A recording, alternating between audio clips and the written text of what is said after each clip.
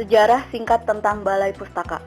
Angkatan Balai Pustaka merupakan karya sastra di Indonesia yang terbit sejak tahun 1920, yang dikeluarkan oleh penerbit Balai Pustaka. Balai Pustaka didirikan pada masa itu untuk mencegah pengaruh buruk dari bacaan cabul dan liar yang dihasilkan oleh sastra Melayu rendah yang masih banyak menyoroti kehidupan penyanyian atau cabul dan dianggap memiliki misi politis atau liar. Pada angkatan Balai Pustaka ini, karya sastra yang dipublikasikan oleh penerbit merupakan karya-karya yang amat memelihara perbahasaannya. Berbeda dengan karya sastra lainnya dengan penggunaan bahasa sehari-hari sebagai bahasa pengantar sastranya. Dan bahkan tidak jarang di antara karya sastra tersebut yang masih menggunakan bahasa daerah sebagai bahasa pengantar sastra yang mereka hasilkan. Pada angkatan Balai Pustaka, kesusastraan Indonesia lebih bercorak Minangkabau. Hal ini terjadi karena kebanyakan editor yang ada pada masa Balai Pustaka memang berasal dari Sumatera Barat. Masa ini adalah masa ketika penulis dan editornya lebih banyak berdarah Sumatera. Maka bisa dibilang angkatan ini lebih banyak menghasilkan karya-karya kesumateraan, yaitu seperti Nur Sultan Iskandar dapat disebut sebagai Raja Angkatan Balai Pustaka, oleh sebab banyak tulisan pada masa tersebut.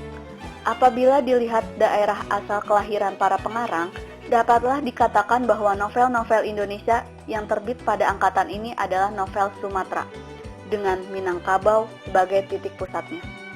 Selain disebut sebagai angkatan Balai Pustaka, karya-karya yang lahir pada masa angkatan kesusastraan ini juga disebut dengan angkatan 20.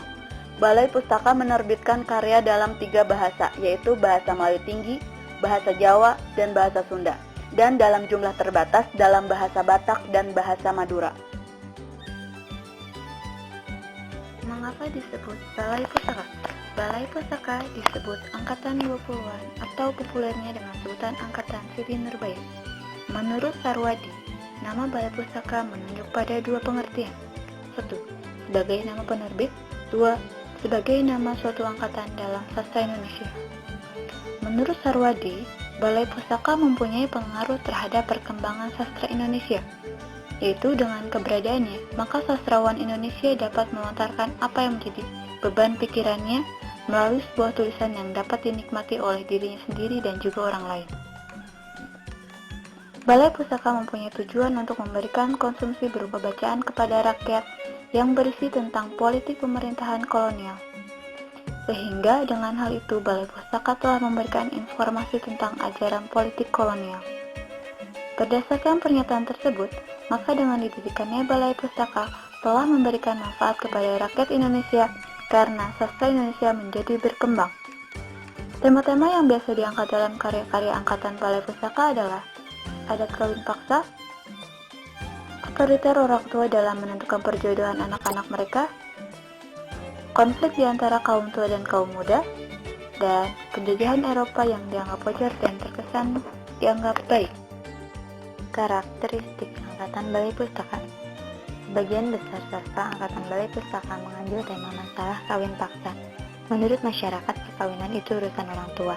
Pihak orang tua berkuasa sepenuhnya untuk menjodohkan anaknya. 2. Latar belakang sosial sastra angkatan Balai Pustaka berupa pertentangan paham antara kaum muda dengan kaum tua.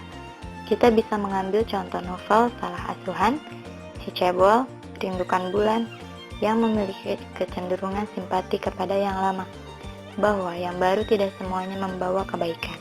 3. Unsur nasionalitas pada sastra Balai Pustaka belum jelas. Pelaku-pelaku novel angkatan Balai Pustaka masih mencerminkan kehidupan tokoh-tokoh yang berasal dari daerah-daerah. 4. Peristiwa yang diceritakan sesuai dengan realitas kehidupan masyarakat. 5. Analisis psikologis pelakunya belum dilukiskan secara mendalam. 6. Sastra Balai Pustaka merupakan sastra bersifat didaktis, yaitu lebih cenderung pada sesuatu khususnya mengenai permasalahan di atas sehingga terlihat seolah-olah karyanya hanya itu-itu saja atau monoton. 7.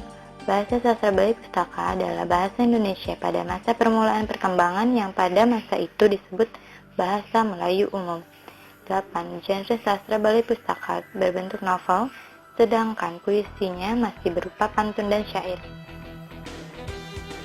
Ciri-ciri karya sastra Angkatan Balai Pustaka selain mengambil latar belakang kehidupan masyarakat Minangkabau, pada sebagian karya sastranya masih terdapat beberapa ciri-ciri lainnya yang cukup mencolok di antara karya sastra lainnya. Di antaranya adalah 1.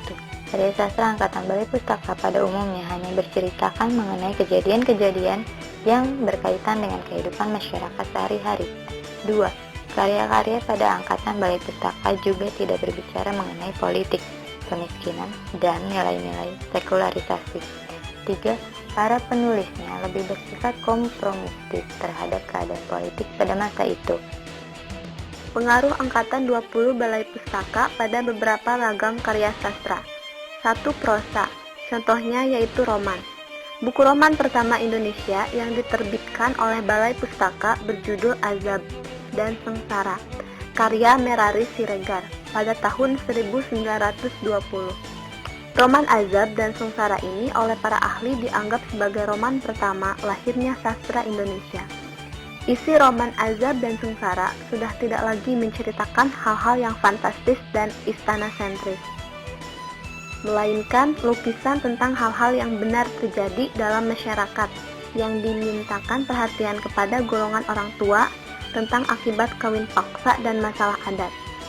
Genre roman mencapai puncak yang sesungguhnya ketika diterbitkan buku Siti Nurbaya karya Marah Rusli pada tahun 1922. Pengarang tidak hanya mempersoalkan masalah yang nyata saja, tapi mengemukakan manusia-manusia yang hidup.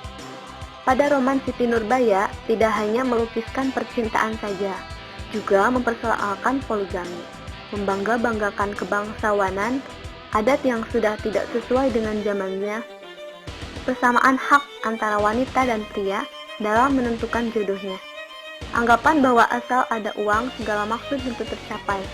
Persoalan-persoalan itulah yang ada di masyarakat. Contoh kedua dari prosa yaitu cerpen. Bahan cerita diambil dari kehidupan sehari-hari secara ringan karena bacaan hiburan. Cerita-cerita pendek itu mencerminkan kehidupan masyarakat dengan suka dukanya yang bersifat humor dan sering berupa kritik. 2. Yaitu drama.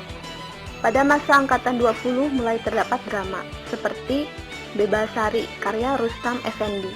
Bebasari merupakan drama bersajak yang diterbitkan pada tahun 1920. Di samping itu, Bebasari merupakan drama satire tentang tidak enaknya dijajah Belanda. Pembalasannya karya Saadah Alim merupakan drama pembelaan terhadap adat dan reaksi terhadap sikap kebarat-baratan.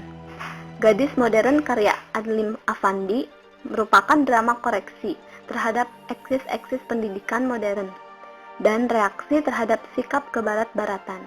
Tetapi penulis tetap membela kawin atas dasar cinta. Ken Arok dan Ken Dedes karya Muhammad Yamin merupakan drama saduran dari para raton. Menantikan Surat dari Raja karya Moh Yamin merupakan drama saduran dari karangan Rabindranath Tagore. Kalau Dewi Tara sudah berkata karya Moh Yamin. Ketiga, puisi. Sebagian besar Angkatan 20 menyukai bentuk puisi lama, syair dan pantun. Tetapi golongan muda sudah tidak menyukai lagi. Golongan muda lebih menginginkan puisi yang merupakan pancaran jiwanya, sehingga mereka mulai menyindirkan nyanyian sukma dan jeritan jiwa melalui majalah Timbul, majalah PBI, majalah Jong Sumatera. Perintis puisi baru pada masa Angkatan 20 adalah Muhammad Yamin.